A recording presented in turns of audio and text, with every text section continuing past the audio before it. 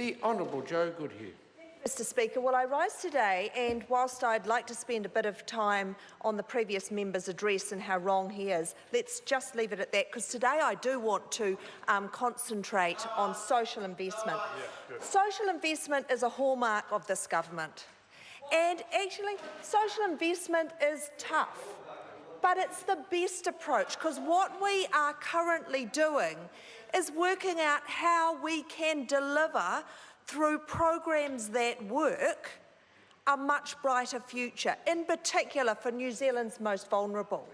But it means that we have to understand, first and foremost, what, if we do nothing, will be the cost to those individuals, those family and whānau, and also the cost to New Zealand, because that focuses the minds of the ministers and the government and all of the officials who we ask to assist us to make change on bringing about change that makes that difference in the lives of an individual, a child, whānau, family, and then the wider community as well. Interestingly, the social investment approach has been noticed by the Australians. In fact, they're writing it up in their main dailies and saying, look what they're doing across the Tasman under that Deputy Prime Minister Bill English. And as we know, the other ministers in the social sector working alongside him to deliver this social investment approach.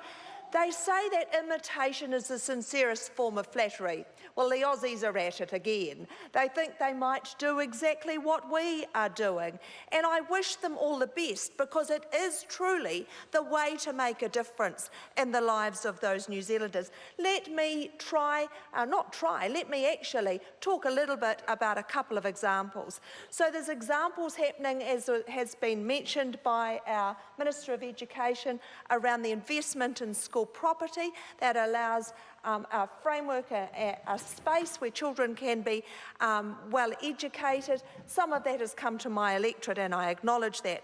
I want to also mention the investment we're putting into families and extending the free prescriptions and after-hours visits to the doctor for those 780,000 children under the age of 13 who can now access that. What we know is 16.6% more are attending the GP, and 99% of the GPs have signed up because they know this is about investing in the health of those children.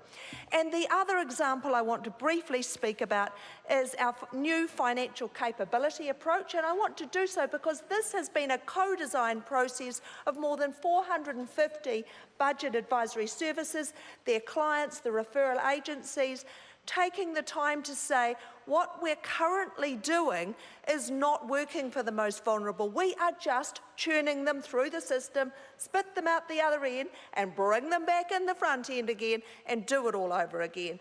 That has not been working, so the $14.9 million that we spend in this space will be spent under the new co-design process called Building Financial Capability.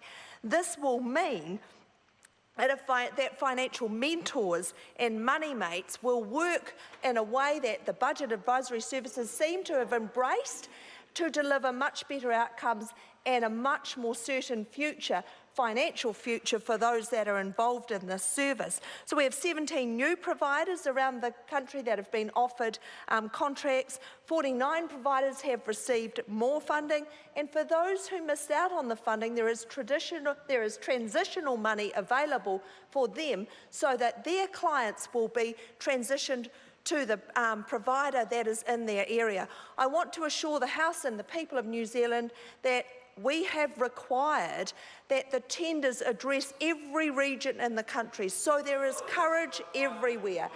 What this really means is a much brighter financial future, which really should matter to New Zealanders, including the opposition. But it appears that maybe it doesn't, because what this represents is real change, not just throw more money at a system and at something that's not working. An investment approach really is tough, but it's worth it, and this government has the courage to do it. Thank you, Mr. Speaker.